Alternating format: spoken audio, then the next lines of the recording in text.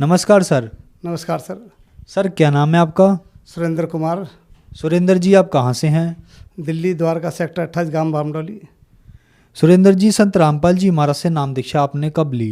रामपाल जी महाराज से नाम दीक्षा ली थी 2014 को। संत रामपाल जी महाराज से नाम दीक्षा लेने से पहले क्या आप भक्ति साधनाएं भी करते थे? पहले भगवानों की भक्ति करते थे।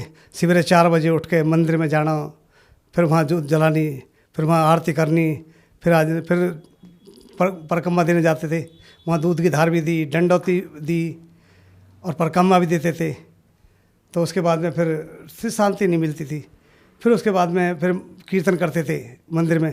तो एक राजपूत नारायण जी थे, तो उनके मंदिर में रोज़ नौरते को पूजा होती थी, तो वो कीर्तन करते थे। छतरपुर जाता था मैं, छतरपुर भी कई साल गया।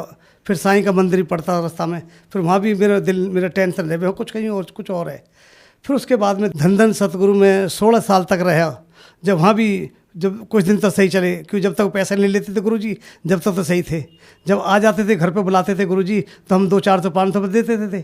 और जब उसके बाद में जब गुरुजी के हम पे कर्जा होगा, परेशान हो गए, तब मैंने गुरुजी ऐसे ऐसे हमारे घर चलो। जो कि तेरे पास 50,000 रुपये हैं, तो मैंने 50,000 रुपये तो नहीं है, तन्यू कर जाओ, जब जाएंगे 50,000 रुपये होंगे। जगमाल वाली में था धन सतगुरु, वकील साहब से नाम लिया था। तो वहाँ माता की भक्ति भी करता था। तो माता की में भी कुछ दिमाग में टेंशन रहे भी, माता में 8-8, 10-10 हज़ार रुपये में चौकी पढ़ देता था। मतलब कवच पाठ, दुर्गा चालीसा पाठ। मैं अनपढ़ होते हुए भी मंदिर में भी मैं खूब जाता था। और 3-3 बजे 4-4 बजे वो पुजारी भी कहता था, यार तेरी इतनी लगन है, तेरी क्या तू आदमी है, तू 1:30 बजे आ जाता रात को भगवान के मंदिर में। तो फिर भी वहाँ भी वो भी धुतकार देता था कई बार। तो पर वहाँ से फिर मैं मतलब कुछ नहीं मिला मुझे। तो सर संत रामपाल जी महाराज की शरण में आने का क्या कारण बना? जब मेरे पे 8 लाख रुपए कर्जा हो गया, और जब मैं अपनी मौत करने के चक्कर में था। मेरे 8 खाने वाले थे मेरे बच्चे, 2 मेरी बहन के बच्चे, 1 मेरी बहन, 3 मेरे बच्चे, 2 मियाँ बीबी, हम 8 खाने वाले थे। बच्चे कहने लगे पापा 1 रुपये दे दो, पेन लाना है। मैंने बेटा मेरे को पेन को पैसा नहीं आज। तो मैंने कि फिर मैं रोता था, मैंने कि बच्चों कैसे करेंगे बच्चे। फिर सबकी इनकी भक्ति करते हुए भी इतना दुखी था बहुत ज़्यादा, पर मुझे कहीं कुछ राहत ना मिली। रामपाल जी महाराज शरण में ऐसे आया क्योंकि मेरे एक दोस्त थे, तो मेव सिंह बाबू जी द्वारका में रहते थे 7 सेक्टर में। जब उनसे कही मैंने बाबा तुम चलना है धंधर में, जो कि मैंने तो धन छोड़ दिया। फिर मैंने कि आप किस में हो, जो कि ऐसे ऐसे रामपाल जी महाराज के। मैंने मैं मौत करने के चक्कर में, ना तो ऐसे मत करियो, तो जा और नाम ले। सतलोक आश्रम गया, फिर रामपाल जी महाराज की शरण में गया। सर संत रामपाल जी महाराज से नाम दीक्षा लेने के बाद क्या आपको लाभ भी प्राप्त हुए?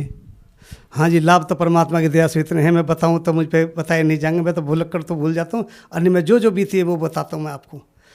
पहले मेरे पे कर्जा था, कर्ज वाले मेरे गिरवान पकड़ते थे। तो मैं परमात्मा से, मैंने मालिक क्या करूँ। जब मालिक ने कर्ज वाले भी थामे, मेरी आर्थिक समस्या भी दूर हुई। मेरे पे 7 लाख रुपये कर्जा था, और आज मालिक की दया से 2-5 मंजिल का मकान बन गया।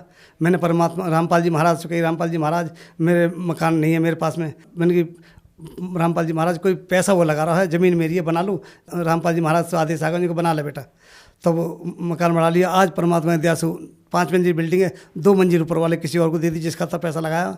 आप 3 मंजिल 2.5 मंजिल मेरे पास है।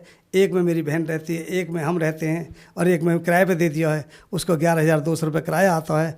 मालिक ने ऐसी दया मेहर करी है, मैं तो कैसे शुक्रिया अदा करूँ परमात्मा का, रामपाल जी महाराज का। और कभी देखने वाले कहते थे कि भाई एक मलिकपुर का था राजीव डागर, तो 18 सेक्टर में रहता द्वारका में।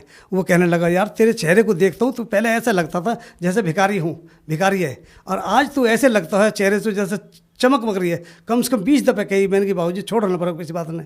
यूँ कि नहीं तेरे चेहरे पर तो इतनी चमक मार रही है, मैं तो हैप रह रहा हूँ, और तू पहले ऐसे लगता था जैसे भिखारी है, भीख मांगता था। तो मेरा भाई सु कहने लगा कि जब मेरा झोपड़ी थी सब मेरे पे हंसते थे। तो जब मेरे भाई का समधी कहने लगा कि सोनी जी आप ही चौधरी साहब आप ही सुनार से लगते हो, बाकी ये तो गरीब से लगते हैं, आज तो गरीब से लगते हैं, और तुम ही एक लगते हो सुनार से। आज मैंने रामपाल जी महाराज से, रामपाल जी महाराज आपका बच्चा है, जैसे आप रखो मालिक, तेरा बच्चा तू ये जीती करा, तुम्हारी बेइज्जती ना होनी चाहिए। मालिक ने आज ऐसी दया मेरे कर दी। पड़ोसी भी कहते हैं कि यार अलग ही नज़र आता है। और मालिक ने बिल्डिंग बना दी, लिफ्ट लगा दी, जीना लगा दिया, सब कुछ लगा दिया। मालिक ने ऐसी दया मेरे कर दी। जब मकान बन रहा था तो ममटी के ऊपर से 5 मंजिल से एक लेबर गिर गया, और लेबर गिरने से बिल्डर के भी हाथ पैर फूल गए, और ठेकेदार के भी हाथ पैर फूल गए, पड़ोसी भी इकट्ठे हो गए, सारी कॉलोनी इकट्ठी होगी। कॉलोनी भी कहने लगे देख मर गया मर गया मर गया मर गया। और जब देखा तो वो बच गया, वो आगे खाली हाथ में चोट आई दिखाने के लिए, और वो बिल्कुल शरीर पूरा डॉक्टर ने मसल के देखो कहीं कोई चोट नहीं। और जब पड़ोसी कहने लगे जो कि भाई तुम्हारे पास शक्ति है कोई, अन्य तो बचने वाले नहीं थे, 2 मंजिल से ना बचते तो 5 मंजिल से गिरा है। संत रामपाल जी कृपा से मकान बन गया। सर, संत रामपाल जी महाराज से नाम दीक्षा कैसे ली जा सकती है? चैनल पे सत्संग आते हैं, पट्टी चलती है लोकल में, उन पे नंबर आते हैं, स्टेट में सेंटर खोले जा रहे हैं, आप नंबर लगाओ, नाम लो और अपना कल्याण करवाओ। धन्यवाद सर। सत्सा है।